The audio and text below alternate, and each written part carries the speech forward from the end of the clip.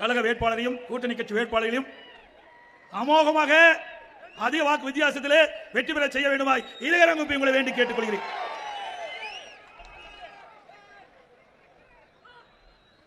இன்றைய தினம் திரு ஸ்டாலின் அவர்கள் ஒரு கூட்டத்தில் பொதுக்கூட்டத்தில் பேசும்போது என்னை பற்றி பல்வேறு விமர்சனங்களை எடுத்து வைத்திருக்கின்றார்.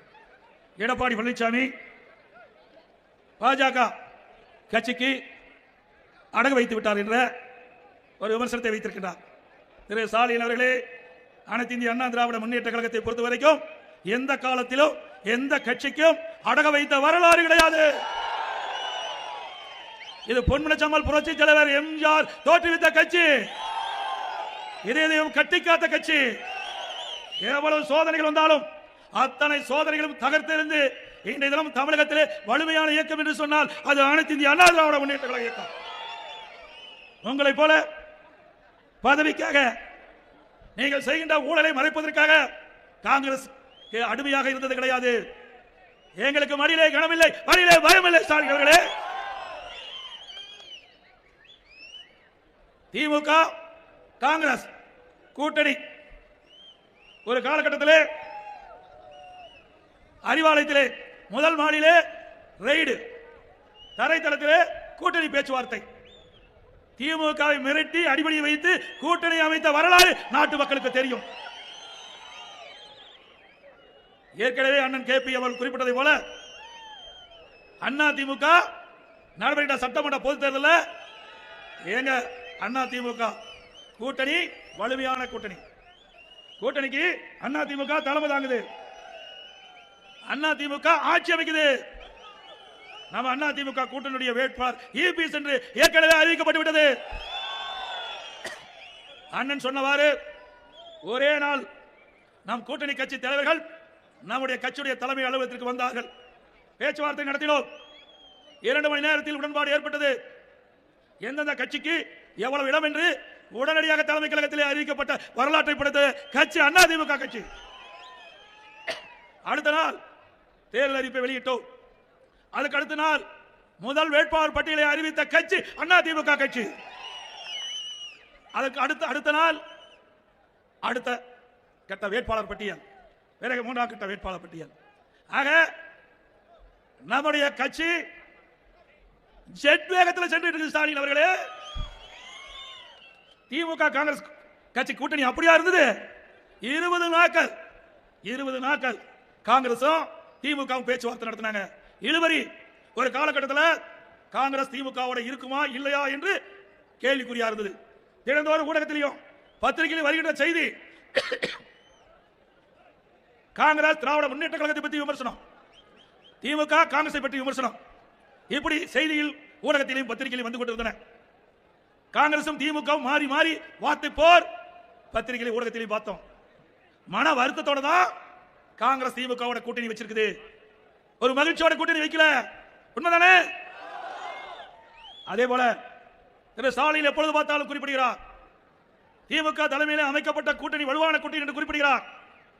அது மட்டுமல்ல, திமுகவில் அதிக கட்சிகள் கூட்டணியில் இடம்பெற்றது என்று ஒரு பொய்யான தகவலை குறிப்பிட்டு வருகிறார். ஏற்கனவே 2021 எந்தெந்த கட்சி திமுக கூட்டணியில் அங்க வைத்ததோ அந்த கட்சி தான் இப்பொழுதும் திமுக தலைமையிலே கூட்டணி அமைச்சிருக்குது. புதுசா ஒரு கட்சி போயிருக்குது. எந்த கட்சி? தேமுதிக, தேசிய திராவிட முன்னேற்ற கழகம். அதுதான் போயிருக்குது. அது 2021 வாங்கின வாக்கு எவ்வளவு? 6%. இதை வச்சுக்கிட்டு டூப் அடிச்சிட்டு இருக்கார் ஸ்டாலின். ஏதோ திமுக கூட்டணி வலிமையான கூட்டணி. திரு ஸ்டாலின் அவர்களே, தமிழ்நாட்டு மக்கள் அறிவுபூர்வமான மக்கள், அவர்களை ஒரு நாள் உங்களால் ஏமாற்ற முடியாது. 2021 திமுக கட்சியிலே எந்தெந்த கட்சி கூட்டணி வைத்ததோ அதே கட்சி தான் இப்பொழுது கூட்டணி வச்சிருக்குது. பத்திரிகையிலே ஊடகத்திலேயோ ஒரு பொய்யான தோற்றத்தை வெளிப்படுத்தி ஏதோ திமுக கட்சியில் தான் அதிக கட்சிகள் இருப்பதை போல ஒரு மாய தோற்றத்தை ஏற்படுத்துகிறீர்கள். ஆனா அண்ணா திமுக தலைமையிலே அமைக்கப்பட்ட கூட்டணி வலிமையான கூட்டணி, வாக்கு வங்கி அதிகமுள்ள கூட்டணி. இன்னைக்கு பாரதிய ஜனதா கட்சியா இருந்தாலும் சரி, இன்னைக்கு பாட்டாளி மக்கள் கட்சியா இருந்தாலும் சரி, அம்மா மக்கள் முன்னேற்ற கழகமா இருந்தாலும் சரி, அதே போல தமிழ் மாநில காங்கிரஸ் கட்சியா இருந்தாலும் சரி, இன்னும் பல சிறு சிறிய கட்சிகள் மக்களிடத்திலே வாக்கு வங்கி உள்ள கட்சிகள் எல்லாம் ஒன்றாக இணைந்து அண்ணா திமுக தேசிய ஜனநாயக கூட்டணி என்ற அற்புதமான கூட்டணி நாம் அமைத்திருக்கின்றோம். நம்முடைய கூட்டணிக்கு திமுக கூட்டணிக்கு இதுதான் வேறுபாடு.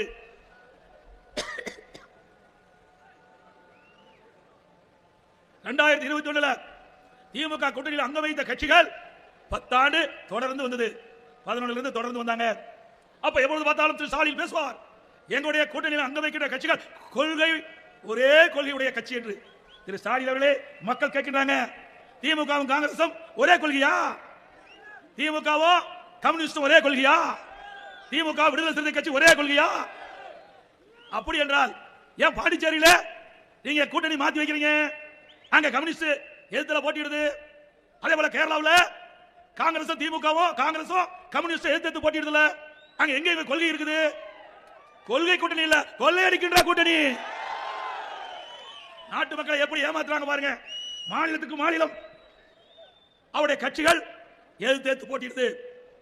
அப்படி மக்களை ஏமாற்றி கடந்த காலத்திலே பல்வேறு நிறைவேற்ற முடியாத அறிவிப்புகள் எல்லாம் வெளியிட்டு விதி பிழுங்கி இப்பொழுது 2026 சட்டமன்ற தேர்தல் சந்திக்க இருக்கிறாங்க. திரு ஸ்டாலின் அவர்களே, உங்களுடைய கூட்டணியில் அங்கம் வைக்கின்ற கட்சிகள் 10 ஆண்டு காலம் உங்களுக்கு துணை நின்று சொல்லுங்கள். 2021 26 வரை நீங்க செய்த தவறை கூட அந்த கட்சிகள் கண்டு காணாமல் இருந்தது. மக்களுடைய பிரச்சனையை அவர்கள் எடுத்து வைக்கவில்லை. மக்கள் போராடுகிறதை பற்றி சட்டமன்றத்தில் பேசவில்லை. உங்களுக்கு துதிப்பார்கள். உங்களுக்கு அடிமையாக உங்களுடைய கூட்டணியை வைத்திருந்தீர்கள். உங்களுக்கு உங்களுடைய ஆட்சியை தாங்கி பிடித்த உங்களுடைய கூட்டணி கட்சிக்கு கடந்த தேர்தலை விட ஒவ்வொரு இடம் குறைத்து கொடுத்திருக்கிறீர்கள். கம்யூனிஸ்ட் கட்சிக்கு கடந்த காலத்தில் 6 சீட்டு, எத்தனை சீட்டு? 5 சீட்டு. வைகோவுக்கு கடந்த காலத்தில் அதிகமான சீட்டு, குறைச்சி சீட்டு. வைகோ அவருடைய கட்சியுடைய பிரதிநிதி கூட்டணி பேச்சுவார்த்தை முடித்து வெளியே வருகிற பொழுது அவர் சொல்றார், அழுது கொண்டே சிரிக்கின்றேன் என்று. அப்படித்தான் சொன்னாரு, அழுது கொண்டே சிரிக்கிறேன். அப்படிப்பட்ட கூட்டணி வச்சுக்கிட்டு நம்ம பத்தி விமர்சனம் செய்யலாம். ஸ்டாலின் அவர்களே, உங்களுடைய கூட்டணி கட்சியை சேர்ந்த தலைவர்கள் அழுது கொண்டு இருக்கின்றார்கள். நாம் சொல்லவில்லை, நாம சொல்லல. திமுக கூட்டணியில் அங்க வைக்கின்ற மறுமலர்ச்சி திராவிட முன்னேற்ற கழக அந்த கட்சியில் இருக்கின்ற மூத்த உறுப்பினர் பேச்சுவார்த்தை முடித்து வெளியே வருகின்ற பொழுது சிரித்துக் கொண்டே அழுகிறேன் என்று சொல்லி அழுது கொண்டே சிரிக்கிறேன் என்று சொன்னவர் மறுமலர்ச்சி திராவிட முன்னேற்ற கழகம். இப்படித்தான் அந்த கூட்டணி இருக்குது. யாரும் மகிழ்ச்சியோடு இல்ல. மகிழ்ச்சியோடு இருக்காங்களா? விடுதலை சிறுத்தை கட்சி அதனுடைய தலைவர் சொல்றார், நாங்க மன வருத்தத்தோடு இருக்கிறோம். இன்றைக்கு பத்திரிகைன்னு பார்த்தேன், இன்றைக்கு பேச்சுவார்த்தை காலம் கடந்து இப்பொழுது இங்க அறிவிச்சாங்க. அதனால நாங்க தகுதியான வேட்பாளரை கொடுக்க முடியலன்னு விடுதலை கட்சியுடைய தலைவர் திருமாவளவன் சொல்றாரு. அப்படின்னா அந்த கூட்டணியுடைய நிலை என்ன என்பதை பாருங்க. பரிதாபமான நிலை. நம்ம கூட்டணி அப்படியா இருக்குது? கூட்டணி அமைச்சோம், எத்தனை சீட்டு அறிவிச்சோம், உடனடியாக வேட்பாளரை அறிவிச்சு வேட்பாளர் அறிவு கூட்டம் நடந்துகிட்டு இருக்குது. இது அதிமுக.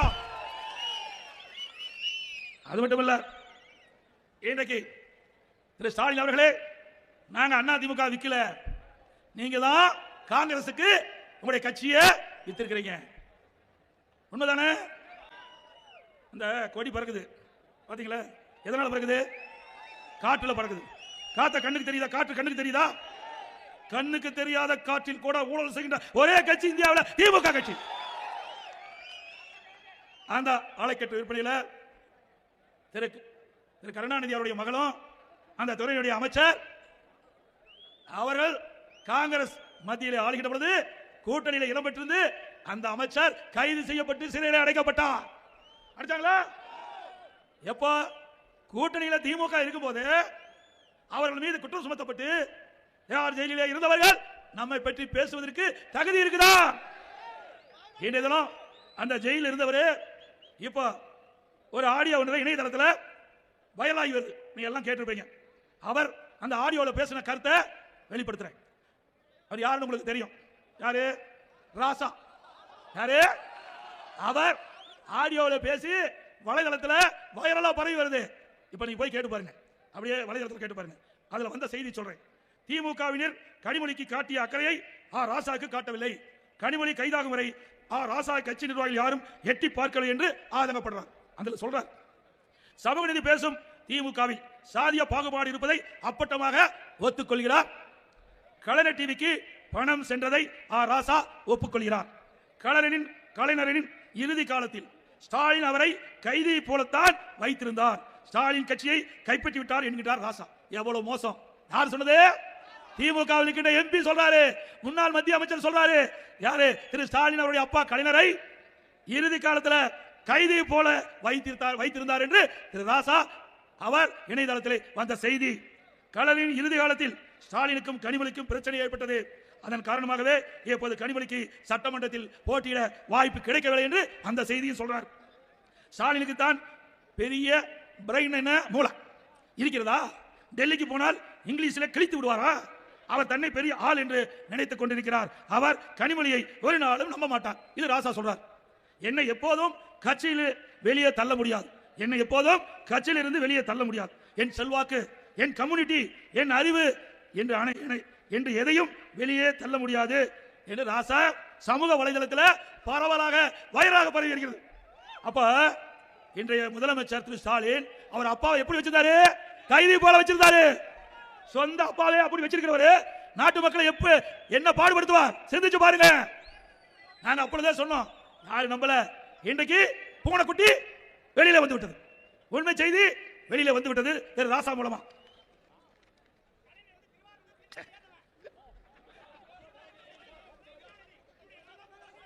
அது மட்டுமல்ல, இன்றைக்கு திமுகவின் இறுதி அத்தியாயத்தை ஸ்டாலின் எழுதி கொண்டிருக்கின்றார். இன்றைய தினம் திமுகவின் அத்தியாயத்தை இறுதி அத்தியாயத்தை எழுதி கொண்டிருக்கின்றார். பேர் அண்ணாவில் தோற்றுவித்த திமுகவை திரு கருணாநிதியும் திரு ஸ்டாலினும் கபலகரம் செய்து கொண்டார்கள். உண்மைதானே? கைப்பற்றிட்டாங்களா? திமுக திரு கருணாநிதி குடும்பம், திரு கருணாநிதி குடும்பம் திமுக. இப்படிதான் இன்றைய நிலை. வேற எவரும் அந்த கட்சியில உயர்ந்த பதவிக்கு வர முடியாது. அந்த குடும்பத்தை தவிர்த்து எவரும் ஆட்சி அதிகாரத்துக்கு வர முடியாது. உண்மைதானே?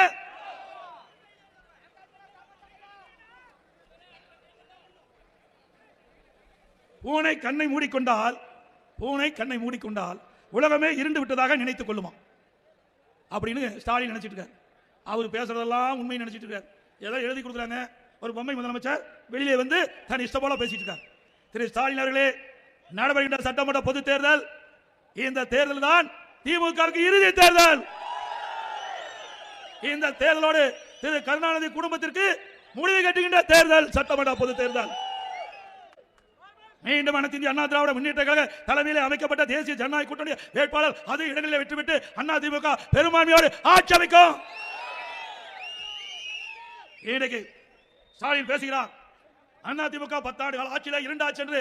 ஸ்டாலின் அவர்களே, அனைத்து இந்திய அண்ணா திராவிட முன்னேற்ற கழக ஆட்சி ஒரு பொற்கால ஆட்சி. பொற்கால ஆட்சி தானே 10 ஆண்டு. ஏற்கனவே பொன்மன செம்மல் புரட்சித் தலைவர் எம்ஜிஆர் காலத்திலும் சரி, அம்மா காலத்திலும் சரி, கிருஷ்ணகிரி மாவட்டம் வளர்ச்சி பெறுவதற்கு இருவரும் தலைவர்கள் எடுத்த முடிவு இன்றைக்கு கிருஷ்ணகிரி மாவட்டம் தண்ணீரை பெற்றிருக்கிறது. இன்றைக்கு கிருஷ்ணகிரி மாவட்டம் தருமபுரி மாவட்டத்திலிருந்து பிரித்து புதிய மாவட்டமாக அம்மா இருக்கிற காலத்தில் உதயமானது. அதோட மீண்டும் இந்த மாவட்டம் வளர்ச்சி அடைய வேண்டும் என்பதற்காக சுமார் 350 கோடியில பிரம்மாண்டமான அரசு மருத்துவக் கல்லூரி மருத்துவமனையை கொண்டு வந்திருக்கிறோம். இந்த மாவட்டத்தில் இருக்கின்ற தொழிலாளர்கள், இந்த மாவட்டத்தில் இருக்கின்ற விவசாய தொழிலாளர்கள், விவசாயிகள், பொதுமக்கள் நல்ல உயர்தர அறுவை சிகிச்சை செய்யக்கூடிய அளவிற்கு பிரம்மாண்டமான அரசு மருத்துவக் கல்லூரி மருத்துவமனையை அதிமுக ஆட்சியிலே கொடுத்திருக்கிறோம். அதோட இன்றைக்கு அதிமுக ஆட்சியில் தான் ஒரே ஆண்டில் 11 அரசு மருத்துவக் கல்லூரி மருத்துவமனை கொண்டாங்க. இந்திய வரலாறுலேயே ஒரு வருஷத்துல 11 அரசு மருத்துவக் கல்லூரி மருத்துவமனையை எந்த மாநிலத்திலும் கொண்டாடல. அந்த மருத்துவக் கல்லூரியை கொண்டு வந்து வரலாற்று படைத்த அரசாங்கம் அதிமுக அரசாங்கம். அதே போல கடைசியா சொல்றேன், அதே போல இன்றைய தினம் மின் கட்டண உயர்வு, வீட்டுக்கு பயன்படுத்துகிற மின் கட்டண உயர்வு, தொழிற்சாலைக்கு பயன்படுத்துகிற மின் கட்டண உயர்வு ஆண்டுக்கு 5% உயர்வு. அதே போல மாநகராட்சி நகராட்சியில் வீட்டு வரி 100% உயர்வு, ஆண்டுக்கு 6% உயர்வு. 2 வருஷத்துல 12% உயர்ந்துட்டாங்க. கடைக்கு 150% வரி உயர்வு, ஆண்டுக்கு 6% உயர்வு. குடிநீர் கட்டண உயர்வு, போதாதுக்கு குப்பைக்கு வரி போட்டாங்க. இப்படி வரி மேல் வரி போட்ட அரசாங்கம் தொடர வேண்டுமா? அதே போல எப்பொழுது பார்த்தாலும் ஸ்டாலின் பேசிக் கொண்டிருந்தார். அதிமுக ஆட்சி இருக்கின்ற பொழுது நீட்டுக்கு விதிவிலக்கு பெற முடியவில்லை அதிமுக ஆட்சியில் என்று சொன்னார். 2021 சட்டமன்ற பொதுத் தேர்தலில் தேர்தல் அறிக்கையில் குறிப்பிட்டிருந்தாங்க திமுக தலைவர் ஸ்டாலின், திமுக ஆட்சிக்கு வந்தா நீட்டுக்கு விதிவிலக்கு பெறப்படும் என்று. பிறகு துணை முதலமைச்சர் இருக்கின்ற திரு உதயநிதி அவர்கள் தேர்தல் பிரச்சாரத்தின் போது 2021 ஆண்டு நீட்டுக்கு விலக்கு பெற ரகசியம் இருக்கு சொன்னார்.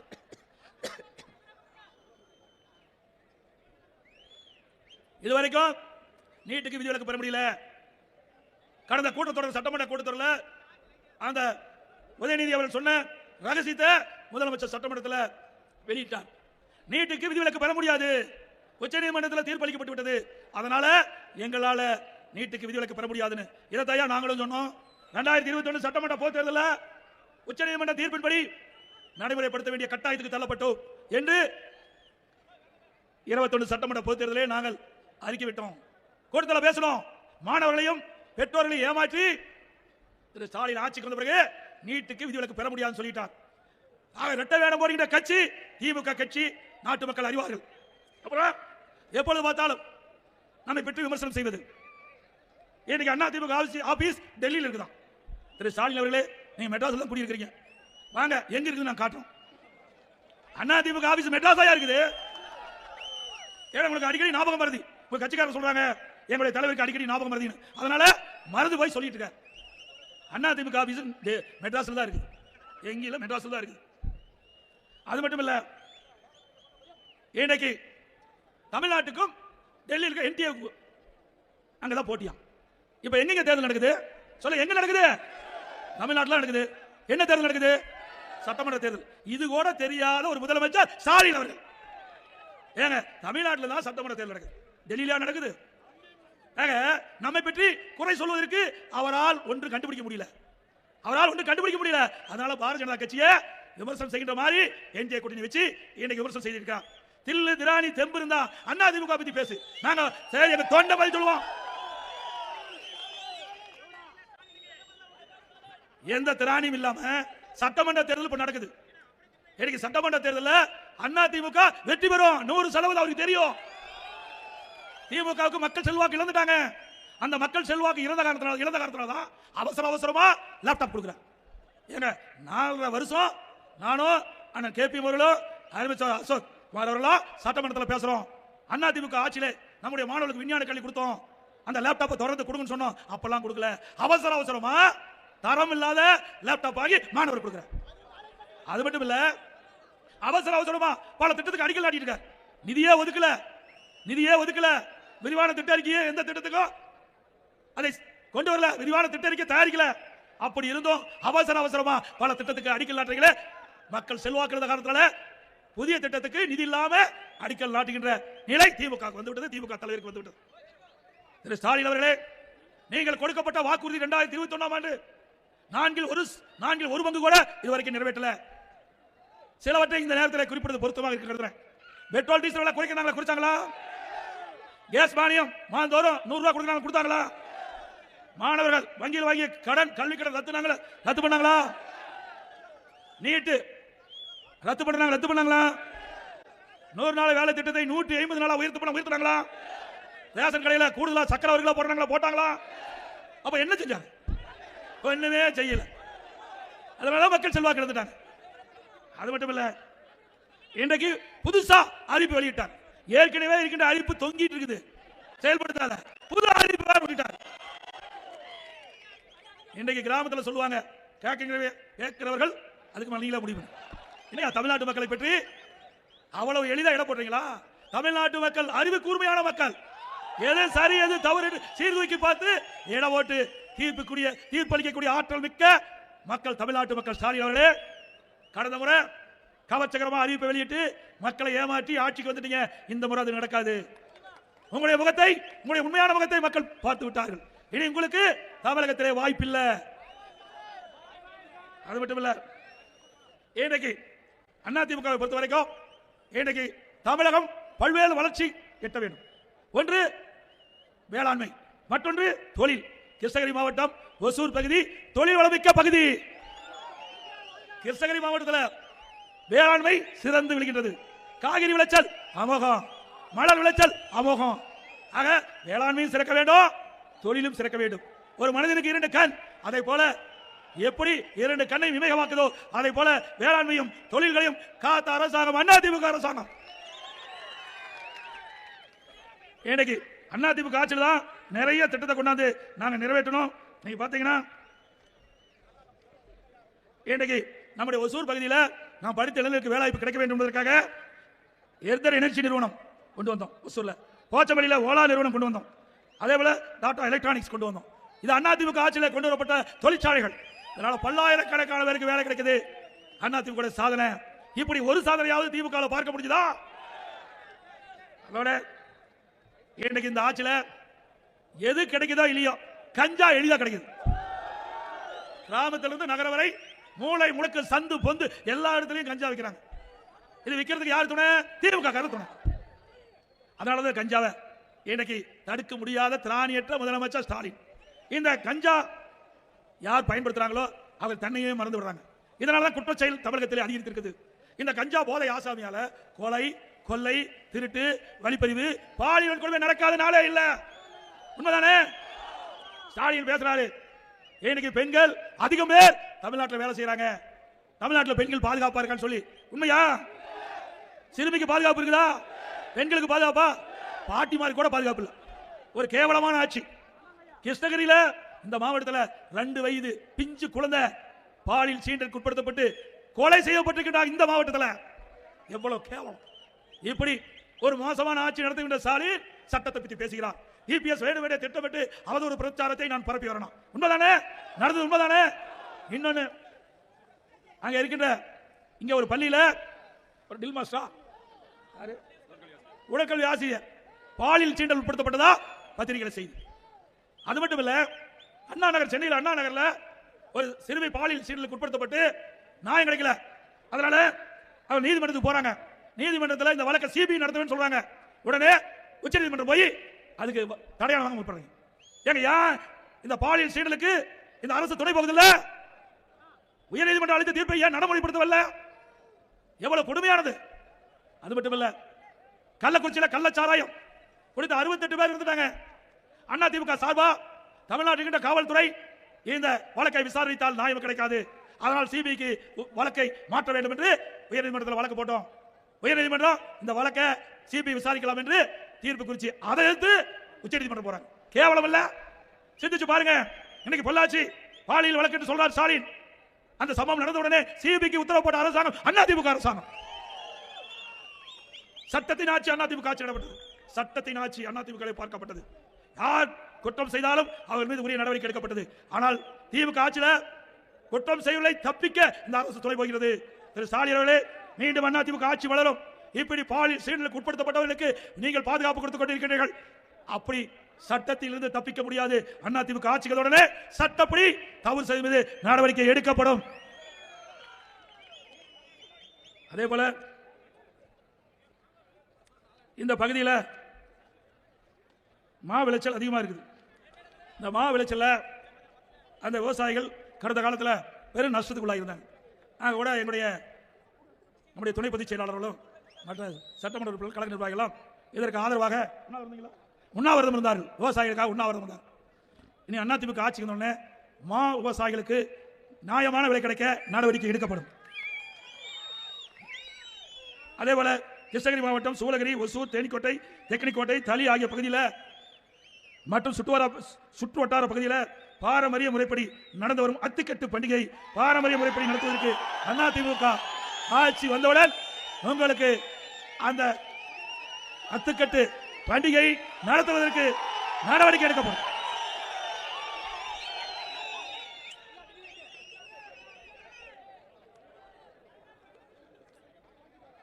அதே போல அதிமுக ஆட்சியில் ஏழைகள் அதிகமாக வசிக்கிற பகுதியில் அம்மா மினிக்கிளி கொண்டாந்தோம். அந்த அம்மா மினிக்கிளிக்கு திறந்த உடனே அந்த பகுதியில் ஏழைகள் நல்ல சிகிச்சை பெற்றாங்க. அது இந்த ஸ்டாலின் பொறுக்கல. மக்களிடத்தில் மிகப்பெரிய வரவேற்பு இருந்தது. அதை இப்போ மூடிட்டார். மீண்டும் அதிமுக ஆட்சிக்கு வந்த பிறகு கிராமத்திலிருந்து நகர் வரை ஏழை மக்கள் அதிகமாக வசிக்கின்ற பகுதியில் அம்மா மினிக்கிளிக்கு திறக்கப்படும். கொரோனா காலம் உங்களுக்கு நன்றா தெரியும். உலகமே சம்பித்து விட்டது. கொரோனா வைரஸ் பாதிப்பால தமிழ்நாட்டிலேயும் அந்த பாதிப்பு ஏற்பட்டது. திறமையா செயல்பட்டு கொரோனா வைரஸ் பரவலை தடுப்பதிலே இந்தியாவிலே முதல் மாநிலம் தமிழ்நாடு. அந்த கொரோனா காலத்தில் 11 மாதம் ரேஷன் கடையில் விலையில அரிசி கொடுத்தோம், விலையில பருப்பு கொடுத்தோம், விலையில எண்ணெய் கொடுத்தோம். தொழிலாளர்களுக்கு தனியா அவளுக்கு 1000 ரூபாய் பணம் கொடுத்தோம், 2000 ரூபாய் பணம் கொடுத்தோம். எல்லா குடும்பத்துக்கும் 1000 ரூபாய் கொடுத்தோம். கட்டுமா கொடுத்தோம்ல? அப்ப தைப்பொங்கல் வந்தது.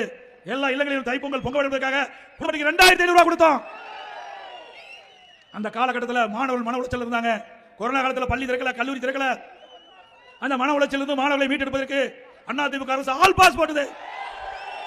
மாணவர்களுக்கு ஆன்லைன்ல வகுப்பு, ஆன்லைன்ல தேர்வு, சிறப்பா படிச்சாங்க, சிறப்பா ஆன்லைன்ல தேர்வு எழுதினாங்க, பட்டம் பெற்றாங்க அதிமுக ஆட்சியில்.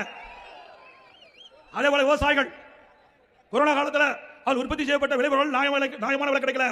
அதனால விவசாயிகள் வாங்கிய பயிர்க்கடன் தள்ளுபடி செய்ய வேண்டும் என்று கோரிக்கை வச்சாங்க. அவருடைய கோரிக்கை ஏற்று அதிமுக அரசாங்கம் 12,100 கோடி தொடக்க வேளாண் கூட்டுறவு சங்கத்தில் வாங்கிய பயிர்க்கடன் தள்ளுபடி செய்யப்பட்டது. மீண்டும் அதிமுக ஆட்சி வந்தவுடனே நம்முடைய விவசாய பெருமக்கள் தொடக்க வேளாண் கூட்டுறவு சங்கத்தில் வாங்கிய பயிர்கள் தள்ளுபடி செய்யப்படும். அதோட இன்னைக்கு அதிமுக வெற்றி பெற்று ஆட்சி அமைக்கிற பொழுது என்னென்ன திட்டங்களை நிறைவேற்றுவோம் என்று நான் அறிவிப்பு வெளியிட்டிருக்கிறோம், தேர்தல் அறிக்கை வெளியிட்டோம். ஒரு முக்கியமான அறிவிப்புகளும் இந்த நேரத்தில் சொல்வது பொருத்தமாக இருக்கு கருதுகிறேன். இன்னைக்கு வரி அதிகமாக போட்டுட்டாங்க, அதெல்லாம் விலைவாசி உயர்வு, இதனால் பொதுமக்கள் கடுமையாக பாதிச்சிருக்காங்க. இந்த பாதிப்பிலிருந்து அவளை மீட்டெடுக்கின்ற விதமா எல்லா குடும்பத்தில் இருக்கின்ற குடும்ப தலைவனுடைய வங்கி கணக்கில் 10,000 ரூபாய் உதவித்தொகை வழங்கப்படும். இப்போ மாதந்தோறும் 1000 ரூபாய் குடும்ப தலைவின் மீது வங்கிக்கு பணம் செலுத்தப்படுகிறார்கள். இனி அதிமுக ஆட்சிக்கு வந்தவுடனே எல்லா குடும்ப தலைவின் வங்கியில் 2,000 ரூபாய் மாதந்தோறும் செலுத்தப்படும்.